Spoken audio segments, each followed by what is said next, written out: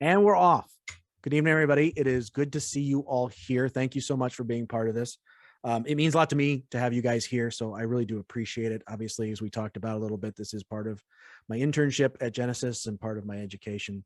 But this is something I really wanted to do personally anyway, is be able to take what I've been learning, all of this stuff you see behind me, and try and distill it down into something that is useful for folks. So hopefully that's what we're going to have over the next 8 weeks or so. So the goal of these classes is to provide an overview of the biblical library. And I say that term very specifically because the Bible really is, as much as it is a singular unit, it is a collection of 66 other units, or at least that's the Protestant Bible. The Catholic Bible is 73. We'll get to that in just a little bit. But we do need to understand that the Bible sort of speaks in different voices, as the entire thing is, yes, spirit breathed and is inspired by God. There's also individuals, human writers behind all of these things. And that comes through, pardon me, each of the texts in different ways. And so we need to kind of hold both of those truths at the same time. But it really truly is something you need to consider both as a whole and as individual books as well. And so what we're going to do is we're going to go through sections of the Bible. Next week, when we get into the first section, we'll talk about the Torah. We'll talk about the first 5 books. And how those function, because the idea here is, if you have an idea sort of at a 30,000-foot view of how these sections, how these different parts of the Bible work together, then as you read your way through them, you don't get stuck in things that you don't necessarily need to get stuck in, right? A lot of people will pick up a Bible, they'll start at Genesis, they'll get through Genesis. Man, there's some crazy stories in there, but okay, I can handle that. They get to the Exodus, they think, okay, the Exodus is kind of a fun, interesting story. I remember that movie, that was great, right? And then they hit Leviticus, and whoa, what is going on in Leviticus? And there's sacrifices, and there's building the temple, and there's all of these things. And a lot of people end up getting stuck there. So the idea is to teach you kind of a broad view of here's how these books fit together. And once you have that, then when you hit a spot in something like Leviticus that doesn't seem to make a whole lot of sense, you understand the big picture of it. You can sort of skim over it and you can move on to the next thing. That's the goal. So what do you need to dive into? What do you need to skim? That's sort of what we're going to be talking about over the next few weeks. So each week, again, like we saw this week, you'll have a few chapters that I'd like you to read, and maybe another video to watch. I'll be doing some teaching here for the first 10 to 15 minutes or so. And the rest of the time is Q&A. The rest of the time really revolves around you. What did I say that inspired a question? When you're reading inspired questions, what do you want to know more about? And I won't guarantee that I'll have all the answers right at my fingertips, but we'll find them as we go along, and we'll make sure and get your questions answered together. Okay. So the other part of it that I do want to mention before we dig too far deeper into this is because this is something new and we're sort of putting it together as we go, we want a lot of feedback. So if there's something over the course of a evening that strikes you as, oh, hey, that was really good, or boy, that could have been better, please, by all means, positive, negative, whatever it is, I would love to have feedback and be able to make this thing better and better as we go along. Okay. So to start with tonight, we're going to have kind of an overview of the Bible. And there's 3 key things that I want to talk about tonight. And those are languages, versions, and literary styles. Okay. So we're going to start with languages. You'll hear Steve give Allie and I a bunch of garbage all the time about being language nerds and Bible nerds. And because part of seminary is they teach you the original languages. So the Bible was originally written in 3 different languages. In the Old Testament, most of the Old Testament was written in Hebrew. The book of Daniel has a lot of Aramaic in it, and there are bits and pieces of Aramaic in other books. The New Testament was primarily written in Greek. And the reason that the New Testament was written in Greek is that at the time the New Testament was written, Greek was what they call the lingua franca of the Mediterranean area. Well, all that means is, like, you can go anywhere in the world now these days and pretty much be able to find somebody that knows how to speak English. English is the lingua franca of our time. At their time, it was Greek. Whatever language you were native to, if you went someplace in that Mediterranean area, you could pretty much find somebody that spoke Greek. And since they were interested in most of these texts being spread far and wide, they wrote in a language that as many people as possible could understand. Having said that, you don't need to know the languages to really get a good grasp of the Bible. I find them fascinating. I find digging into them fascinating. I've learned a lot more Greek than I have Hebrew, and I don't think I've learned any Aramaic at all. And there are a ton of resources out there if you do want to know more about the languages, really easy apps and websites that you can use to kind of brush up on that a little bit, or to learn from brand new. If anybody's interested in any of those things, let me know and I'll cue you into them. But the point of bringing up the fact that the languages exist, that the Bible was written in these original languages, is a couple of things. One, you will find Christian churches out there in the world that say that the only true version of the Bible is the King James version of the Bible, and there'll be preachers that'll pound on pulpits and say that. The Bible was not given to us in English. It just wasn't, and that's the truth of it. Whether it's King James or any other English translation, it was not given to us in there. So anytime we're reading the Bible and there's something in there that's confusing, or there's something in there that seems very, very simple, it's important to hold that loosely. It's important to understand that those English words that you're reading that seem like it's clear what they're trying to say, those aren't the original words, right? That's a translator's interpretation of the original words. And as translators translate, they bring all of their own personal theological biases, all the things that they've learned from their church and their upbringing, all of that comes with them into the translation, which is why you usually have translation teams. You have translation committees that create the translations, right? So that they try to weed out some of that bias to the degree that they can, but there's still, it's always going to be there. Anytime you're translating, there's some form of bias that's going to come along with it. So to look at any Bible and say, well, the Bible, God clearly said, because it says right here in this English, this is what it says, you got to be careful with that. You have to kind of hold, that's one of those truths you have to kind of hold loosely. I absolutely believe the Bible is inspired by God, full stop. I also don't think that the Spirit came down and whispered in each of their ears and told them exactly what words to write. I think God loves to work with humans in order to produce a product. And that's what the Bible is, which includes all of the fallibility and all of the goofiness that comes along with being a human being. The other point to understand is that Greek and Hebrew and Aramaic do not translate one-to-one to English. It's not like you can take a Greek sentence, put the English word over each of those Greek words, and have an understandable English sentence. They just don't work that way. Words have multiple meanings or different connotations depending on the context of the other words around them. And that the way that people who wrote in Greek and Hebrew understood grammar is far different than the way we understand grammar. And there are things like idiomatic expressions, right? Like the classic one we talk about in English all the time is it's raining cats and dogs. You go back a couple of 100 years and tell somebody that it's raining cats and dogs, they're going to look at you like, there's no cats or dogs falling from the sky. What are you talking about? So there are expressions like that were used in ancient times that were written into the Bible that when translated out into English don't strike you necessarily as idiomatic, but definitely are. So again, when you're translating, there's different ways of trying to interpret those types of expressions, or what exactly was the author trying to say, and how do I best put that in English or whatever language I'm translating into so that people can grasp the thought behind the words themselves. So again, Greek, Hebrew, Aramaic, those are the three original languages. And you just really need to know that any translation you're looking at is an interpretation of what those people were trying to get at. That all makes sense? Any questions there? We're all good? Okay. So the second point, that was original languages. Second point, we're going to talk about versions of the Bible. Why are there so many different versions? This entire shelf up behind me here are all Bibles. Some of those are duplicate versions, but most of them are different versions. Depending on how you define the word version, there have been around 900 different versions of the Bible in English alone over its existence. Right now, as we sit here this evening, there are about 100 different versions that are in use. Why in the world are there so many different versions of the Bible, right?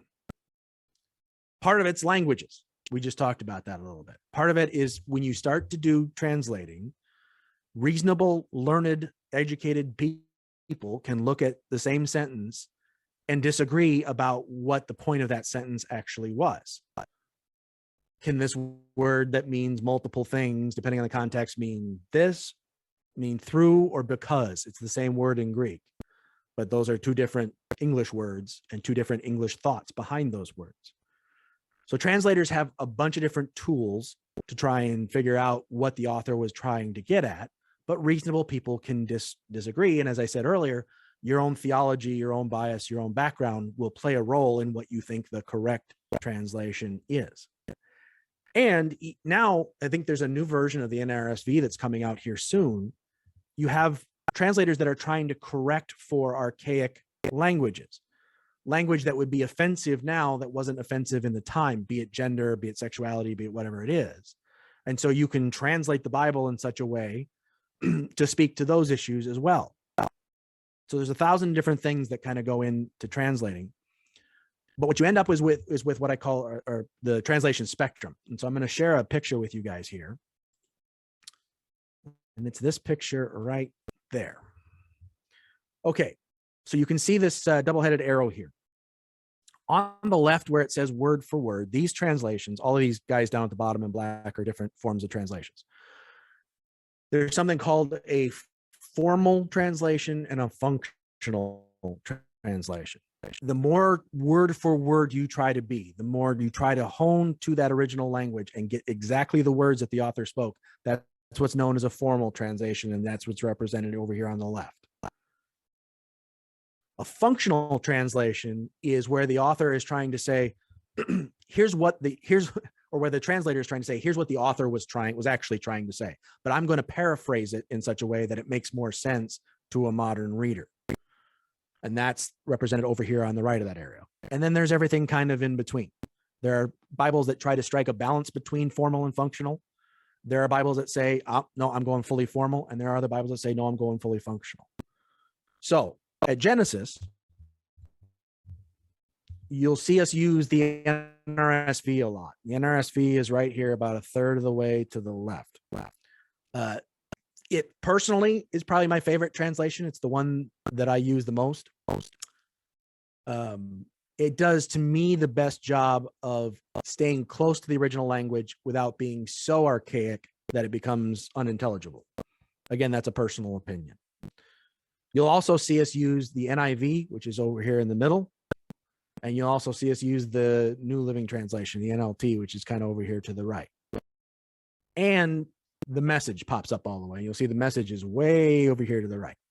The Message was a translation and really a paraphrase more than a translation, written by Eugene Peterson, who has passed away within the last few years.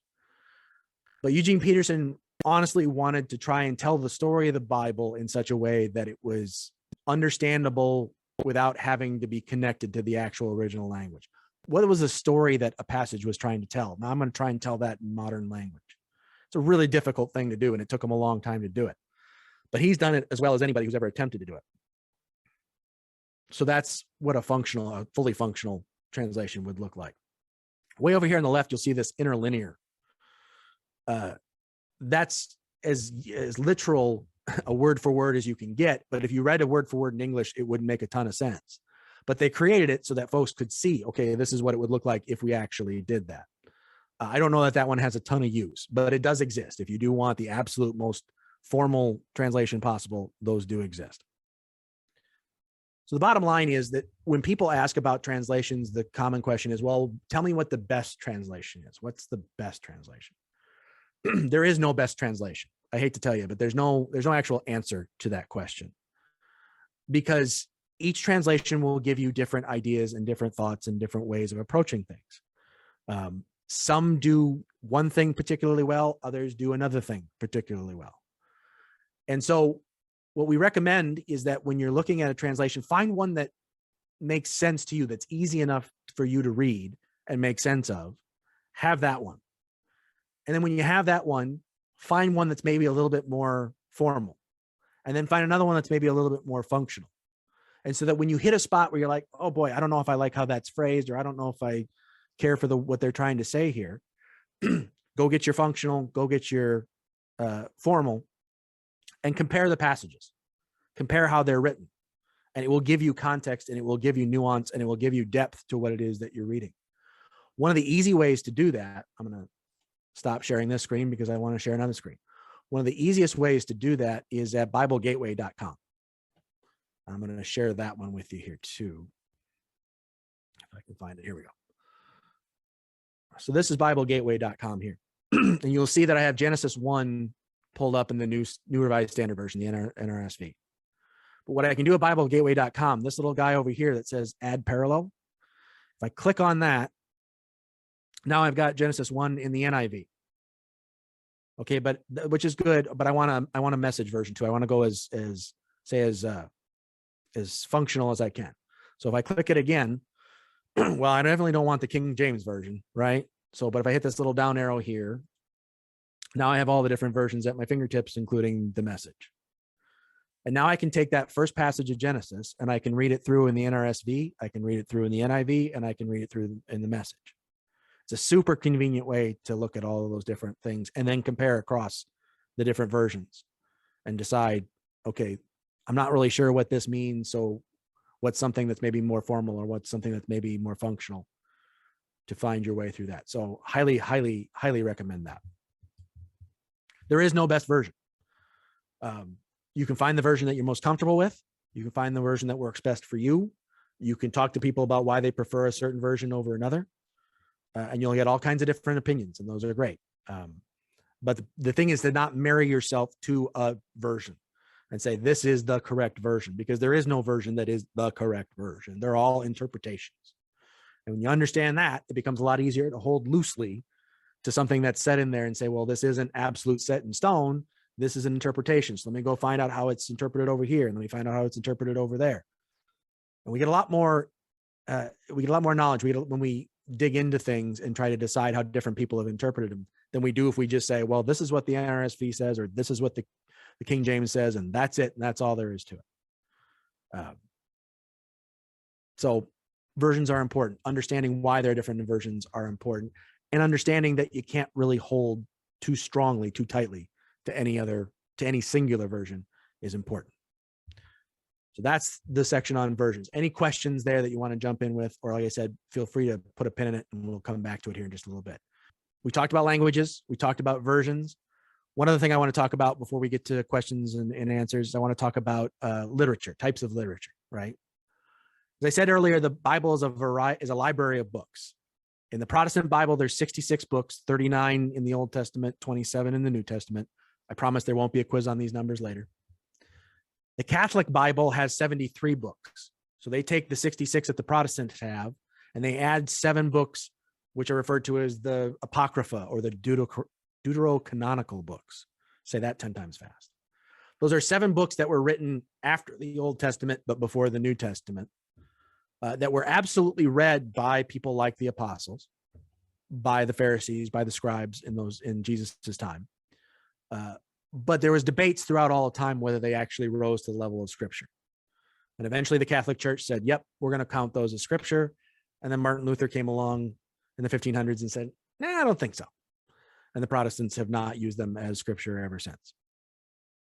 So again, a big library full of books, right? And within that library are a bunch of different types of genres, a bunch of different types of styles of writing. In the Bible, you can find examples of poetry. You can find examples of a narrative, a story type of book. You can find ancient biography or history. There's obviously letters. We see all the epistles in the New Testament. And there's what's called apocalyptic literature. And that would be the book of Revelation, which is going to get its own week in this series, as well as a bunch of the book of Daniel counts as apocalyptic literature. And the reason it's important, you don't have to know all the individual styles, down to the soup and nuts, but you have to understand that there are different styles, because you would read different things different ways, right? You wouldn't read Harry Potter the same way you would read a technical manual on how to fix your truck. Different styles of writing, different types of information that they're trying to impart, different ways that they're trying to impart that information. And it's the same thing with the Bible. You can't read apocalyptic literature word for word, literally, because Jesus never had a sword coming out of his mouth. But in Revelation, John writes that. Well, what is he trying to say? Well, it's a metaphor and it's symbolic, and it's apocalyptic literature is highly symbolic. So you read that differently than you would say read the Gospels, where they're talking about things that Jesus did, or Paul's letters, right? Paul's letters, obviously, you're going to read differently because Paul's letters are written to a certain group of people at a certain time in a certain place. And that background becomes very, very important to understanding what Paul's trying to say at various times. So you read all of these things differently. And as we go through, that's another reason to go through these as sections. As we go through each of these sections, we're going to talk about what's in each of those sections. For instance, there's two reasons that I had you read Genesis 1 and John 1 coming into tonight. And the first one is the obvious connection that they both start with the words in the beginning, right? The first phrase, in fact, the way that they title the Old Testament books in Hebrew is often to use the first word or the first phrase. So in Hebrew, the book of Genesis would be called Bereshit. Bereshit is the Hebrew word that translates as in the beginning. So those words are very, very important. And when John writes in the beginning, John's writing in the beginning, knowing full well that as soon as he says those words, his readers are going to think back to Genesis, right? And what is Genesis? Well, Genesis contains the creation story, both on a cosmic level and as a nation, as a people of God, as a people of Israel level. So when John says in the beginning was the Word and the Word was with God and the Word was God, he's immediately signaling we're talking about a creation story. Just in the same way Genesis was a creation story, we're going to be talking about another creation story here, a new creation, a new covenant, a new way of living. It's those kind of hyperlinks that jump out at people when you understand how these things kind of start to fit together. And it's those kind of things that I want to try and point out as we go through this series, because that changes how you view, as wonderful, as poetic as John's writing is, when you understand that those first words connect to the Genesis first words, there's a whole breadth of nuance and depth that comes out of those words, right? That's what we're trying to grab at. Now, the second reason that I had you read Genesis 1 specifically is there's the creation story, right? We understand, we've all heard the 7 days of creation. Well, first of all, if you were to go then and read Genesis 2, you'd find out there's a second creation story. So anytime somebody wants to come at you about the creation, the biblical story of creation, you have to ask them the obvious question, well, which one? Because there's two of them. Genesis 1 and Genesis 2 are different stories. They tell essentially the same ideas, but they tell it in very different ways. And scholars actually think that the story in Genesis 2 was written down prior to the story in Genesis 1, and it got ordered in for various reasons, which I won't bore you with right now. These are all things to understand, right? But when we're looking at Genesis 1, if you look at the 6 days of creation, it seems to be a story. It seems to be a narrative. And there are those that would say it's absolutely a literal TikTok of here's how creation happened. TikTok, the ordering, not the app. Anyway. But here's why I would argue that there's a poetic element to it. Is if you take those 6 days of creation and put them into two columns. So column A has day 1, day 2, day 3. And column B has day 4, day 5, day 6. And you look at what's going on. They pair off exactly. Day 1, God creates light. Day 4, God's creating the sun and the moon, sources of light, right? Day 2, God separates the waters. In day 3 or day 5, God creates the animals that fly in the air and swim in the sea. So that same separation occurs. The firmament, the dome, as the ancients viewed it, is mentioned in both of those. In day 3, 1, 2, 3, God's creating all the animals on the land. And in day 6 is when humans come into being, right? So you see immediately how these things start to pair up. That's not accidental. That's not just happenstance. That's not something somebody said, well, you could do it this way and work it. No, I think there's a poetic structure to it. There's a rhyme and there's a reason for how that works, which doesn't mean that there isn't truth. There's a tremendous amount of truth in that story. Is that literally how it happened? Is it literally over 6 24-hour days and then the 7th 24-hour day that rested? People have different opinions on that. I don't think so. I don't think so, because if the sun and the stars weren't created till like day 4, then how are we telling what 24 hours is, right? If the sun and the moon weren't created till then. And it does bring up an interesting question. If the sun and the moon, which we know are sources of light, weren't created, but light was created on day 1, those weren't created till day 4, what's the light that we're talking about on day 1? Because God does refer to it as day and night, but is there a metaphorical sense that we can look at it there? These are the kinds of things when we're putting together sermons. These are the kinds of questions that we ask, and these are the kinds of things that we dig into. And I think when you come to the Bible, if you bring those kinds of questions to it, you get a whole heck of a lot more out of it than just a straight reading. So I'm quickly moving past my time here. So I'm going to stop the recording. So for those of you watching, thank you for being with us. And then we'll move to our Q&A live.